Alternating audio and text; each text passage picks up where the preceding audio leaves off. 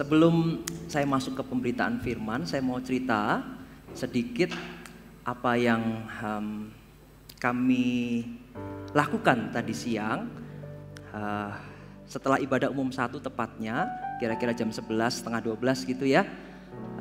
Ada 4 orang yang mengambil keputusan untuk dibaptis. Berikan tepuk tangan buat Tuhan. Yes, haleluya. Saya percaya surga bersorak-sorak dan bersuka cita karena ada orang yang taat untuk melakukan kehendak Tuhan dalam hidup mereka. Bukan hanya ketika mereka menerima, percaya, beroleh kasih karunia diselamatkan, jaminan hidup yang kekal sudah Tuhan janjikan buat mereka. Tapi mereka pun dengan ketaatan untuk melakukan kehendak Tuhan, firman Tuhan, bahwa iman itu harus disertai perbuatan, dan perbuatan mereka nyata benar ketika mereka memberi diri untuk dibaptis. Tuhan tadi saya yang melayani mereka so beautiful. Jarang-jarang saya melakukan baptisan yang seperti tadi, tapi tadi sangat indah sekali. Apa yang membuat indah? Bukan hanya baptisannya, saya percaya itu juga keindahan. Tadi kita juga bertepuk tangan, bersuka cita, bersorak-sorak. Surga pun demikian merayakan. Ada 4 jiwa ya, ngambil keputusan yang benar dalam hidupnya, tidak pernah disesali dalam hidupnya. Tapi yang saya melihat keindahannya adalah keempat-empatnya dipenuhi dengan Roh Kudus. Mereka mengalami kepenuhan dengan berbahasa lidah tadi. Wow, sebuah kasih karunia yang Tuhan tambahkan dalam hidupnya. Saya percaya sejak hari ini mereka akan menjalani sebuah journey bersama dengan Tuhan, berjalan bersama dengan Tuhan. Dia akan dipakai Tuhan juga jadi berkat, jadi kesaksian, inspirasi bagi banyak orang. Karena mereka pun mengalami kasih daripada Tuhan. Amin. Saya percaya ke depan, hari-hari ke depan, Gereja Mars Sharon akan dipakai Tuhan untuk membawa seorang demi seorang lagi. Demikianlah doa yang tadi saya keluarkan ketika selesai closing baptisan tadi.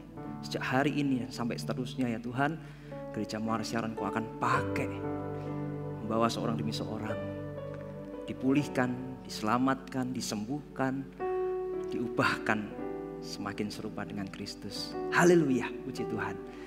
Dan bukankah itu berkat terbesar juga Bapak Ibu Saudara? Kadang berkat terbesar bukan apa yang sekarang atau nanti yang kita inginkan, yang sudah ada pada kita pun patutlah kita syukuri ya. Jadi masih tema bulanan Greater Blessing. Saya percaya ada satu ayat firman Tuhan yang Tuhan sudah ingatkan di hati ketika saya mempersiapkan sharing firman pada hari ini pada jemaat yang terkasih. Saya percaya akan ada hati Tuhan juga, kerinduan Tuhan akan dinyatakan. Mari buka bersama-sama dengan saya firman Tuhan di dalam Galatia pasal yang ke-6.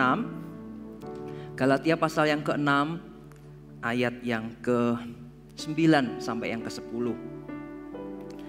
Galatia pasal 6 ayat 9 dan 10. Judul khotbah hari ini adalah hal berbuat baik. Ya, ayat firman Tuhannya mari kita simak. Saya akan bacakan buat Anda. Galatia 6 ayat 9 sampai 10. Ayat 9 berkata demikian. Janganlah kita berjemu-jemu berbuat baik, karena apabila sudah datang waktunya kita akan menuai, jika kita tidak menjadi lemah. 10. Karena itu selama masih ada kesempatan bagi kita, marilah kita berbuat baik kepada semua orang, tetapi terutama kepada kawan-kawan kita seiman. Saya juga diingatkan bagaimana beberapa waktu lalu kita menjalani sebuah kegerakan yang kita canangkan, CG Care. Setiap CG, kalau Anda ada di dalam CG, Anda pun mengerjakannya juga. Dan saya juga tambahkan kabar sukacita lagi kepada Anda selain tadi barusan ada 4 orang yang dibaptis adalah baru beberapa hari yang lalu kita lahirkan CG yang baru. Ada 1 minimal CG yang lahir di masa pandemi ini. Saya percaya Tuhan masih memakai CG. CG is God's idea. It's not just good idea. Kenapa demikian? Karena CG itu adalah sebuah wadah, sebuah tempat bagaimana seorang demi seorang akan diubahkan hidupnya, mengalami transformasi hidupnya semakin indah di hadapan Tuhan. Yang percaya katakan amin. Seperti Anda juga ada di CG, bukankah Anda semakin lebih baik, a better person secara kepribadian? Amin. Ya, kalau enggak berarti CG-nya harus dipertanyakan berfungsi enggak itu. Ya. Jadi Pasti, karena CG itu adalah seperti gereja Tuhan juga, yang Tuhan pakai gereja untuk memuridkan, untuk menggembalakan orang-orang. Karena Tuhan mengasihi mereka. Dan Dia berkata, kehendak Tuhan itu enggak seorang pun binasa, tetapi melainkan mereka beroleh hidup yang kekal daripada Tuhan. Amin. Ya, mari kita renungkan daripada firman Tuhan ini, kita akan dapatkan hikmat-hikmat Tuhan. Ada dua kata Yunani yang ada di ayat yang barusan kita baca. Kata itu adalah agathos dan kalos. Ada dua kata Yunani yang ada dipakai di ayat barusan kita baca. Agathos itu artinya apa? Agathos itu artinya sesuatu yang baik, berkaitan, berkenaan dengan mutu atau kualitas. Ya, sekali lagi, sesuatu yang berkaitan atau berkenaan, sesuatu yang baik yang berkenaan dengan mutu atau kualitas. Tetapi kalos artinya sesuatu yang bukan hanya baik, tetapi indah dan menarik, memiliki daya tarik. Ya, dua arti yang berbeda, sedikit berbeda tapi melengkapi, menyempurnakan. Itu sebabnya dua kata ini dipakai. Ya, saya ketika baca firman Tuhan di Matius 6 ayat yang ke-16, Matius 5 ayat 16, firman Tuhan berkata demikian. Demikianlah hendaknya terangmu bercahaya di depan orang, supaya mereka melihat perbuatanmu yang baik dan memuliakan Bapamu yang di surga. Kata perbuatanmu yang baik itu kalos, indah, menarik, memiliki daya tarik. Jika orang-orang melihat perbuatan baik kita itu, mereka melihat keindahan, sehingga mereka memuliakan Bapa di surga dalam hidup kita. Jelas ya? Jadi kenapa dua kata ini dipakai? Enggak hanya satu, tetapi dua. Supaya jemaat Anda, saudara dan saya, kita dalam berbuat baik pun enggak hanya satu saja kualitas mutunya, tetapi juga ada keindahannya. Saya ada gambaran, perumpamaan bisa memudahkan Anda memahami hal ini. Ketika sebuah produk yang baik sekalipun mutu dan kualitasnya, jika produk itu tidak menarik, maka yang terjadi produk itu belum tentu laku di pasaran atau dibeli oleh konsumen. Yang ada di pikiran saya, karena saya suka otomotif, misalkan mobil gitu ya. Saya sering kalau ada jalan-jalan di mall, ada pameran, saya lihat gitu, apa teknologi up to date-nya apa. Sekalipun produk otomotif itu brandnya sudah terkenal, ya, bagus kualitasnya, tetapi jika tidak menarik, misalkan fitur-fiturnya, keselamatannya nggak lengkap gitu ya, nggak ada ABS, EPD remnya, nggak ada airbagnya gitu, I think orang akan berpikir mau membeli produk itu. Atau audionya nggak canggih atau nggak bagus kualitasnya, atau nggak ada fitur-fitur yang menarik, modelnya kaku, jelek, oldies, nggak yang futuristik, nggak yang modern gitu. I think orang mungkin nggak membeli walaupun produknya berkualitas karena nggak menarik. Saya terinspirasi lagi, misalkan baju, pakaian kemeja yang kita pakai sehari-hari, walaupun bahannya bagus, katakanlah seindah sutra, tapi kok modelnya nggak bagus, potongannya juga nggak simetris, jahitannya meletot-meletot, I think orang juga berpikir untuk membeli mahal sebuah baju sekalipun sutra. Jadi ini saudara pentingnya. Perbuatan baik kita harus diketahui semua orang itu bukan hanya cukup hanya kualitas atau mutunya, tetapi juga menarik. Ada daya tarik sehingga orang itu akan mengenal Tuhan dalam hidup kita. Yang mengerti katakan haleluya. Puji Tuhan. Jadi penuh ya dalam berbuat baik, jemaat, penuhlah. Nah, hakikat berbuat baik itu bukan semata-mata perbuatannya, tetapi hatinya yang baik, ketulusan di dalam hati kita. Karena kalau tidak, itu tadi hanya satu sisi, tidak utuh, tidak penuh. Sehingga kalau tidak utuh dan tidak penuh itu pasti kurang baik nanti hasilnya. Atau eksesnya, akibatnya enggak baik. Tapi kalau utuh yang penuh pasti juga akan baik, ya. Sehingga apa yang Tuhan ajarkan dalam hidup saya pribadi kiranya bisa memberkati Bapak Ibu Saudara.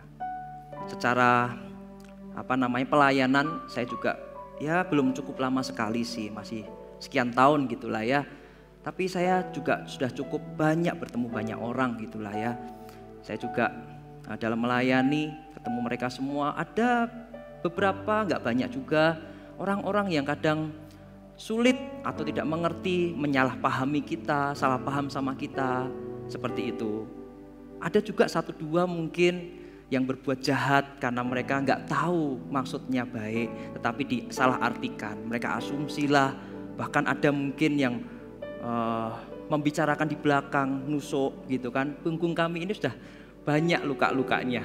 Tetapi tahu nggak rahasia saya sampai hari ini bisa berdiri di hadapan Tuhan, melayani Tuhan dan umatnya.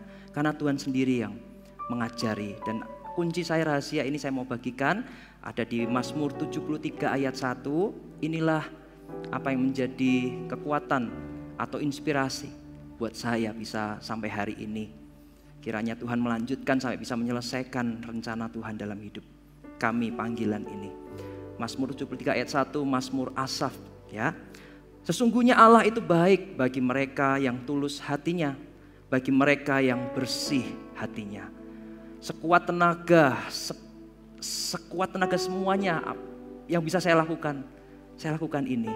Saya mau jaga hati ini bersih, tulus di hadapan Tuhan, berkenan di hadapannya.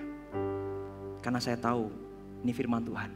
Allah, sesungguhnya Allah itu baik pada barang siapa yang tulus hatinya, pada barang siapa yang murni hatinya. Sehingga sekalipun ada orang-orang salah mengerti kita, ada orang-orang yang mungkin jahat, tapi bukankah kita ini yang lebih tanda kutip dewasa atau satu kepala lebih tinggi, bisa melihat seperti Yesus juga ketika disalib. Bapa, ampunilah mereka sebab mereka tidak tahu apa yang mereka perbuat. Saya semakin mengerti bahwa kasih itu menutupi banyak sekali kesalahan. Nah, sehingga akhirnya pun kita bisa jadi berkat lewat perbuatan baik. Kita bisa mengasihi mereka, kita bisa melayani mereka bahkan. Puji Tuhan. Lalu banyak orang di luar sana, di luar tembok ini, banyak orang di luar sana yang tidak tertarik dengan kekristenan, bukan karena pengajarannya. Oh, kalau pengajarannya luar biasa. Dunia pun mengakui ajaran Yesus ini luar biasa. Kasih, bagaimana nggak ada ajaran agama di luar kekristenan yang mengajarkan kasih musuhmu, berdoalah buat mereka. Gak ada. Hanya di dalam ajaran Yesus. Jika ditampar pipi, kasih pipi yang lain sebelahnya. Gak ada. Hanya ajaran Yesus. Tapi kondisinya banyak orang di luar sana yang tidak tertarik kepada Kristenan, tetapi bukan karena pengajarannya. Terus apa dong? Kalau kita mau bercermin, mereka gak tertarik karena ada orang-orang yang menyebut dirinya Kristen, pengikut Kristus, tapi perilakunya tidak mencerminkan. Hidupnya jadi batu sandungan, seperti itu. So penting ketika kita mendengar firman Tuhan ini, kiranya ini menjadi cermin buat kita semua, ya, supaya kita ini kembali untuk mengalami berkat terbesar, biar hidup kita ini berpadanan dengan Tuhan yang selalu menunjukkan kebaikan kemurahan. Mazmur Daud juga bahkan berkata, kebaikan kemurahan belaka mengikutiku seumur hidupku, sehingga aku akan ada di dalam rumah Tuhan sepanjang masa. Dan seterusnya dan seterusnya. Wow, Tuhan tidak pernah berubah. Dia itu Tuhan yang baik, maha baik dalam kehidupan kita. Jadi hidup kita pun mengikuti apa yang Tuhan sudah tunjukkan, lakukan, teladankan buat kita. Teruslah berbuat baik, dan kita akan belajar semakin dalam ya lewat perenungan firman pada hari ini. Tapi sebelum masuk ke poin-poin di mana tentang hal berbuat baik, saya mau bawa saudara tentang kehidupan kekristenan tadi. Kenapa orang-orang di luar sana kok nggak tertarik dengan kekristenan? Ayo buka di 1 Petrus pasal yang keempat ayat yang ke-7 sampai 10. 1 Petrus 4 ayat 7 sampai 10. Firman Tuhan berkata demikian. Kesudahan segala sesuatu sudah dekat. Karena itu kuasailah dirimu dan jadilah tenang, supaya kamu dapat berdoa. Satu ayat dulu. Judul topik atau apa? Satu perikop ini adalah hidup orang Kristen. Kalau Anda dan saya mengaku orang Kristen, orang percaya Yesus Kristus, pengikut Kristus, ayat ini relevan dengan kita. Di segala zaman, segala keadaan, kesudahan segala sesuatu sudah dekat. Zaman ini adalah zaman yang tidak baik, orang mementingkan diri sendiri, tidak peduli agama, tidak menghormati orang tua, dan semua bla bla bla sudah dinubuatkan, sudah tertulis di Alkitab kita. Tapi kita bagaimana? Kuasai diri, jadilah tenang, supaya kita dapat berdoa. Kenapa kita harus dapat berdoa? Karena ketika kita berdoa, kita beroleh kekuatan, kita beroleh kasih karunia untuk melakukan kehendak Tuhan, menyelesaikannya. Sehingga hidup kita akan dipakai Tuhan berdampak, memberi faedah, enggak sekedar ada. Apalagi menjadi batu sandungan, enggak. Tapi menjadi inspirasi. Kok bisa ya orang kayak gitu sudah diperlakukan enggak adil, sudah kayak gini, begini begitu. Tapi kok enggak berubah, dia itu begitu nice, manis, indah. Dia begitu luar biasa. Nah kayak gitu tuh, harusnya seperti itu. Saya berdoa biar apa yang dimaksudkan firman Tuhan ini, kualitas hidup yang kebaikan tadi ada di dalam hidup saudara dan saya. Yang mau katakan amin. Lanjutkan ayat yang ke-8. Tetapi yang terutama, kasihilah sungguh-sungguh seorang kan yang lain, sebab kasih menutupi banyak sekali dosa. Hidup orang Kristen yang kedua adalah hidup dalam kasih. Ya. Dan perbuatan baik kita itu nggak akan terjadi, nggak akan kita lakukan kalau fondasinya kasih aja tidak. Jadi hidup dalam kasih, seorang dengan yang lain. Ya, jangan pilih-pilih. Orang yang baik sama aku akan baik sama dia. Lalu bedanya apa dengan dunia? Orang dunia pun seperti itu. Bahkan prinsip dunia mata ganti mata, gigi ganti gigi. Kalau kamu baik aku bisa baik, kalau kamu jahat aku bisa lebih jahat. Bukankah seperti itu? Tetapi tidak di dalam Tuhan. Sekalipun orang itu gak adil buat kita, diperlakukan salah gitu ya kita. Tapi kita diajarkan untuk melepaskan pengampunan, mendoakan mereka. Wow, hidup yang seperti itu loh, yang berkenan kepada Tuhan. Orang yang seperti itu yang akhirnya beroleh kasih karunia, blessing, double blessing, berkat terbesar dalam hidupnya. Anda mau mengalami berkat terbesar? Lakukan firman Tuhan ini. Maka lihat kasih karunia Tuhan akan nyata menyertai hidupmu. Menyertai, membela. Orang yang sudah peroleh kasih karunia itu menang, Anda gak ada yang lain. Allah di pihak kita, siapa lawan kita? Gak ada. Ya kan? Yang ketiga, berilah tumpangan seorang akan yang lain dengan tidak bersungut-sungut. 10, layanilah seorang akan yang lain sesuai dengan karunia yang telah diperoleh tiap-tiap orang sebagai pengurus yang baik dari kasih karunia Allah. Yang ketiga, hidup orang Kristen aplikasinya adalah melayani. Anda kalau belum ambil bagian dalam melayani, ambil bagian dalam melayani. Melayani enggak hanya terbatas di depan sini ya, di mana gereja Mawar Shalom banyak punya departemen. Ambil bagian dalam melayani. Kalaupun enggak pun layanilah di marketplace engkau ada, di rumah tangga engkau ada, layanilah orang tuamu sekali lagi mereka masih ada. Tidak selamanya mereka ada, orang yang kau kasihi itu yang melahirkanmu, melahirkanku. Layani mereka, hormati kasih mereka. Anak-anak tunjukkan jadi teladan buat mereka. Kata-katamu jangan kata-kata yang sia-sia, tapi kata-kata yang menenteramkan, meneduhkan. Sehingga anak-anak itu akan nyaman dengan kita. Saudara-saudara, ponakan dan semua di rumah, ya, di luar, di pekerjaan, di marketplace, di tempat Anda bekerja, layani mereka. Saya pernah cerita kalau Anda ingat, saya sebelum hamba Tuhan saya pernah bekerja sekian tahun. Puji Tuhan, Tuhan percayakan gitulah ya, sebuah posisi. Saya melayani mereka. Saya kepala cabang waktu itu, tapi posisi itu tidak mengubah bahwa saya ini adalah hamba Kristus. Saya melayani mereka, sopir, sales, orang gudang saya layani, saya touch, personal touch mereka. Keluarganya ada yang sakit, saya kunjungi dan bukan tangan hampa, saya bawa buah-buahan, saya bawa roti, saya doakan juga. Berkali-kali mereka bukan di dalam Tuhan mengetuk pintu kantor saya dan saya doakan mereka menangis. Saya hanya agak sayang aja waktu itu, kenapa enggak saya eksekusi untuk terima Tuhan, karena saya belum jadi pendeta. Tapi saya sudah kenalkan, saya sudah bawa mereka setidaknya Tuhan itu mengasihi mereka. Ya, saya melayani mereka respect luar biasa.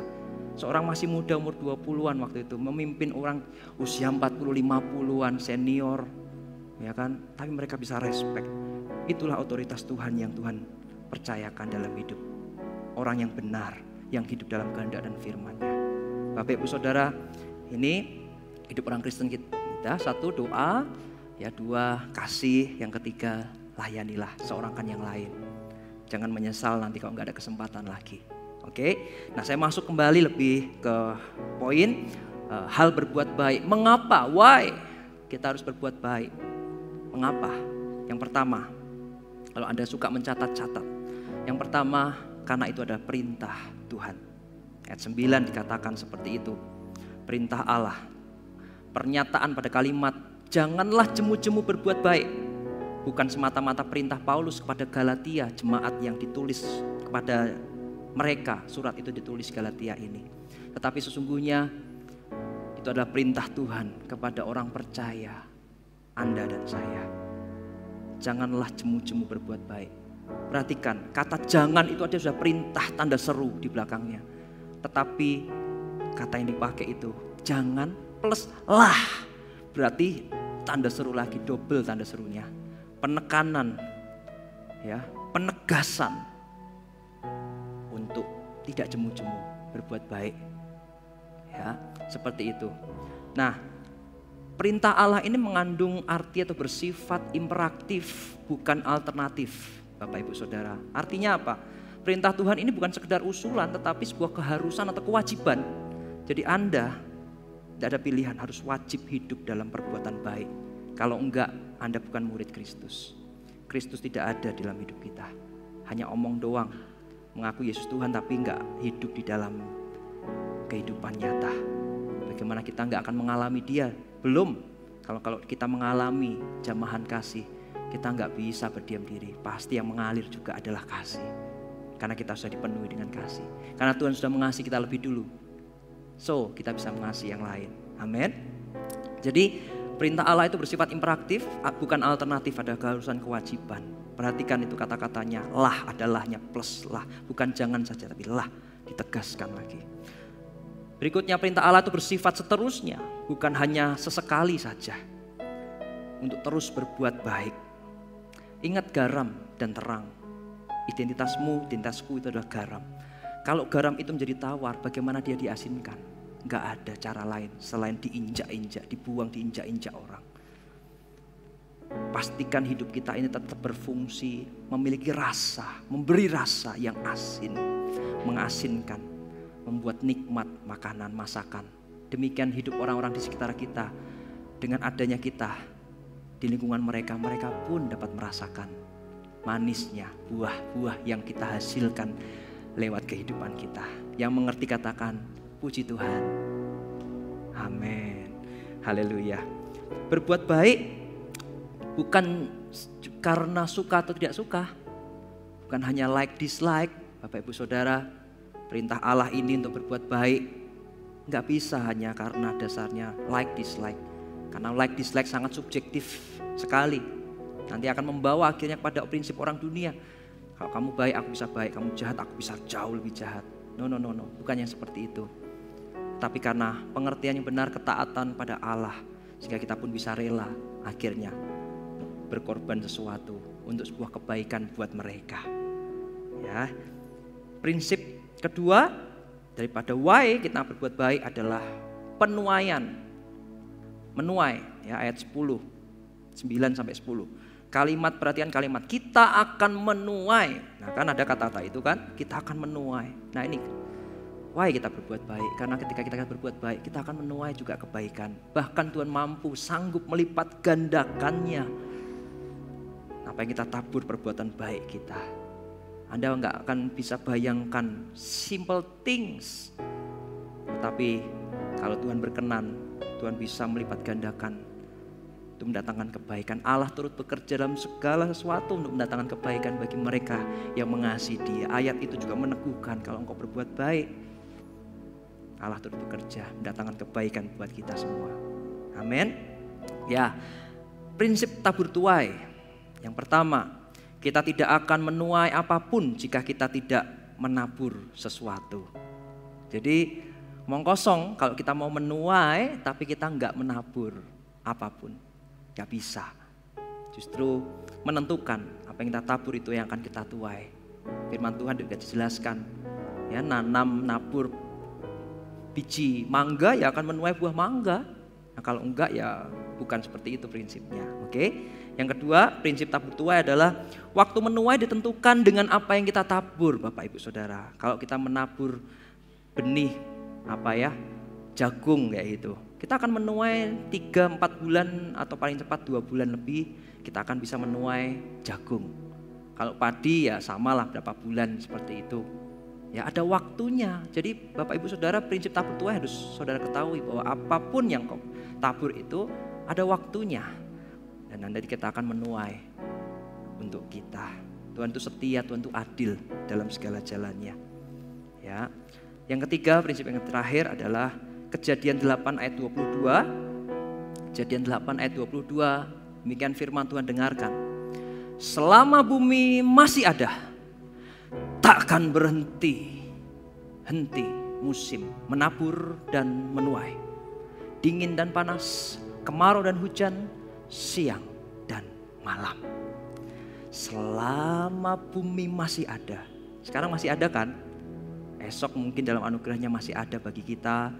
Kalau itu masih ada, takkan pernah berhenti musim menabur dan musim menuai.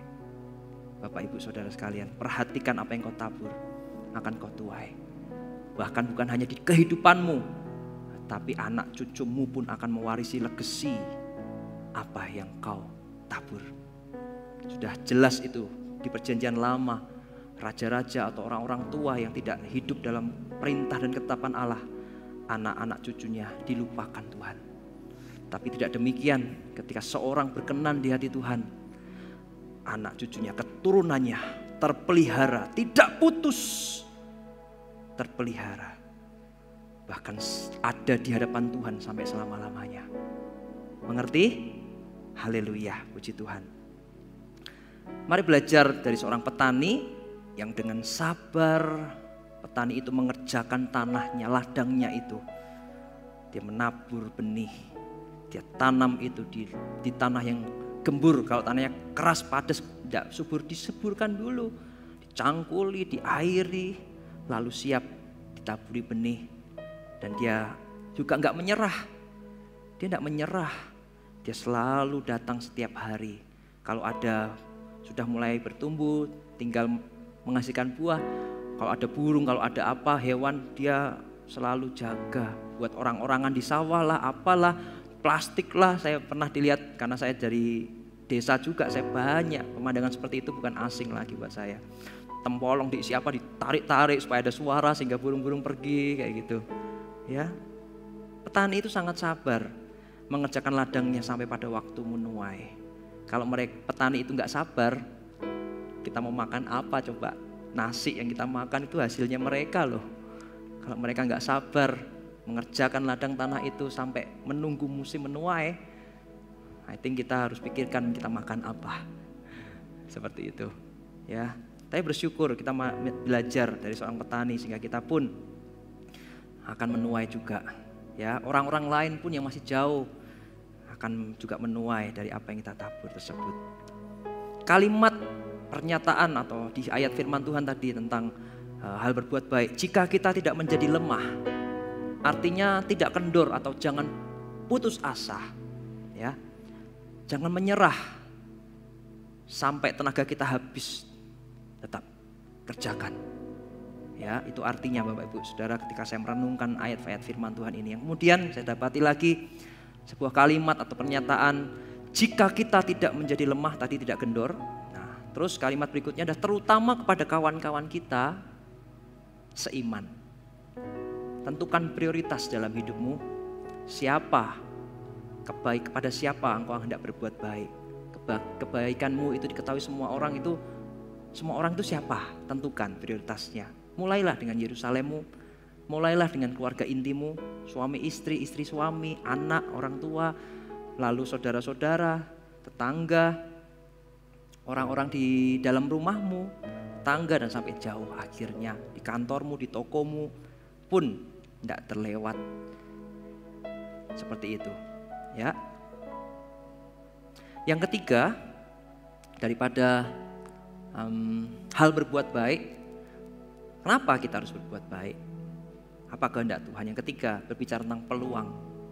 Ayat 10. Kalimat selama masih ada kesempatan. Nah ini dia, peluang. Ya, Tuhan itu bekerja dengan waktu. Dia menguji juga dengan waktu. Satu kali kelak pekerjaan semua orang akan diuji, kata firman.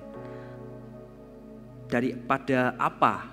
Ya, maksudnya berasal dari apa diujinya? Dengan api. Kalau terbakar habis lenyap ya menunjukkan berarti apa yang dikerjakannya itu juga sia-sia. Tapi kalau kita tahan uji, nah itu dia. Kita akan beroleh juga kasih karunia. Kita akan beroleh upah dari setiap jerih payah kita di dalam Tuhan. Amin. Seperti itu. Jadi kehidupan adalah peluang atau kesempatan yang harus kita gunakan untuk berbuat baik. Itulah kita melakukan kehendak Tuhan. Jemaat, saya diingatkan satu ayat firman Tuhan tadi pagi ketika saya mempersiapkan sharing firman ini. 2 Petrus 3 ayat 15. 2 Petrus 3 ayat 15 berkata demikian. Ada di screen. Anggaplah kesabaran Tuhan kita sebagai kesempatan, kata kesempatan itu, ya. Kesempatan bagimu untuk beroleh selamat. Seperti juga Paulus, saudara kita yang kekasih, telah menulis kepadamu menurut hikmat yang dikaruniakan kepadanya. Saya kagum ketika saya baca ayat ini, ketika Roh Kudus ingatkan satu ayat ini.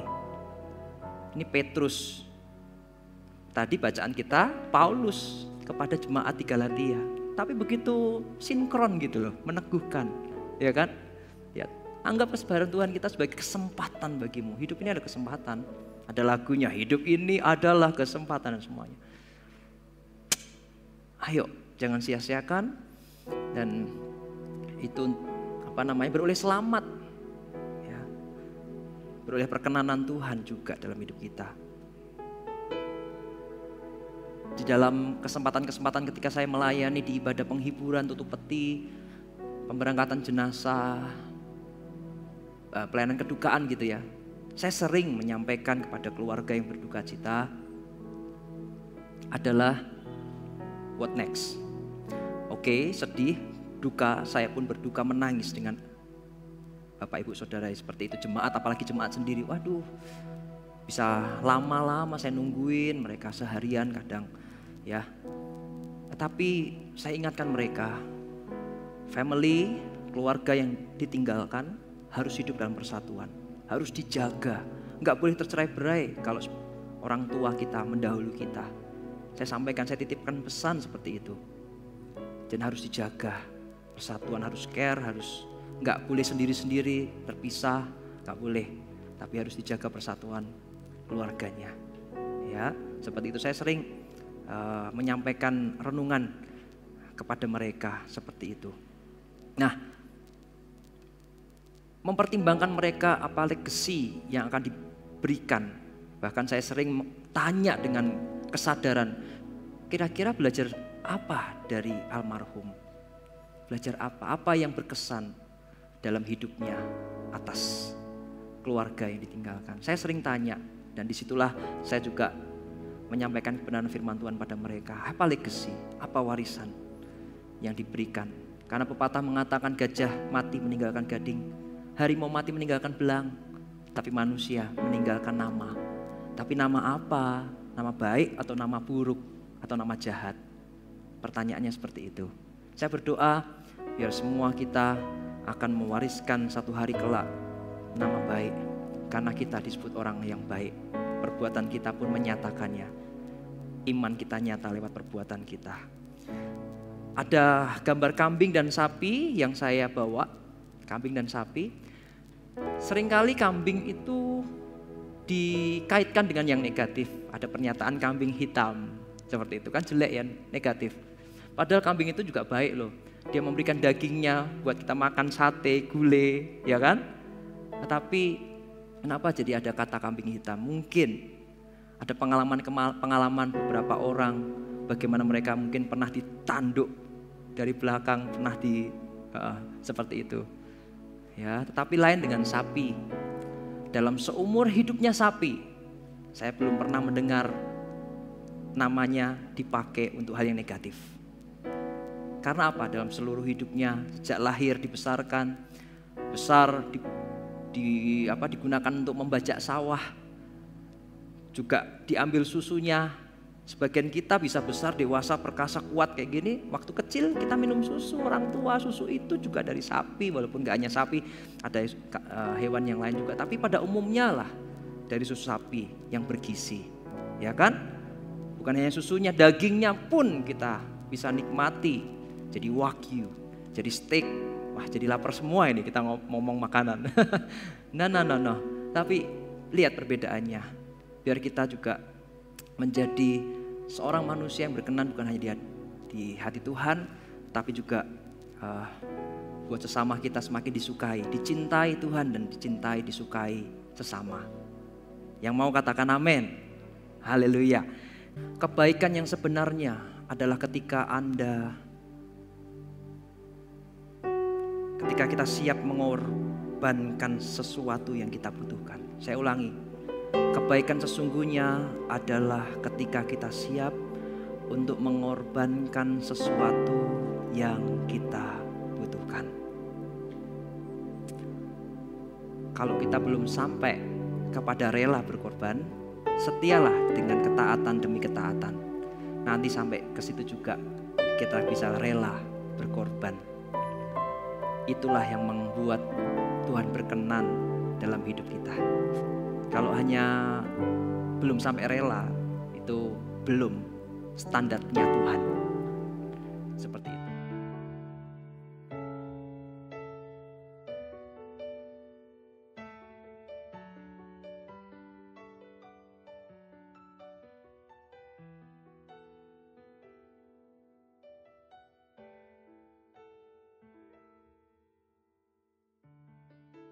Ketika ku